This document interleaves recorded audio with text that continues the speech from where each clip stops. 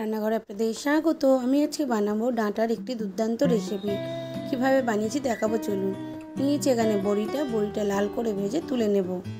ওই তেলের মধ্যে দেব কালো জিরে, দিয়ে দেব ডাঁটাটা, দিয়ে কয়েকবার নাড়াচাড়া করব।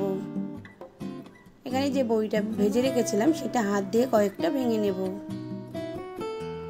দিয়ে দেব স্বাদ মতো নুন, হলুদ গুঁড়ো, পেঁয়াজ দিয়ে দেবো। বড়িটা, পেঁয়াজ, টমেটো আর কাঁচা লঙ্কা দিয়ে একটুখানি ভালো করে সবগুলো কষিয়ে নেব। এদিকে নিয়েছি পোস্ত বাটা, সর্ষে বাটা।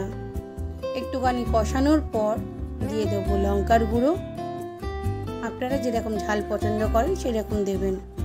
দিয়ে দেবো জল দিয়ে একটুখানি ঢাকা দিয়ে 2 মিনিট হতে দেব, যাতে ডাঁটাটা সেদ্ধ হয়, ডাঁটা বড়িটা। 2 মিনিট পর দেখুন অল্প জল আছে। এবার দিয়ে দেবো পোস্ত আর সর্ষেটা যেটা রেখেছিলাম বেটে, একটুখানি জল দিয়ে গুলে দিয়ে দেব। আর ওর মধ্যেই দিয়ে দেবো চিনিটা সামান্য। এখানে ভিডিওটা কেটে যায় বলে আপনি দেখতে পাননি। দেওয়ার পর একটুখানি শুকনো করে নামিয়ে নেবো। খেতে অসাধারণ হয়, এরকমভাবে বাড়িতে বানাবেন, বানিয়ে খাবেন। আর যদি ভালো লাগে প্লিজ সাবস্ক্রাইব করবেন আরও নতুন নতুন রেসিপি পাওয়ার জন্য।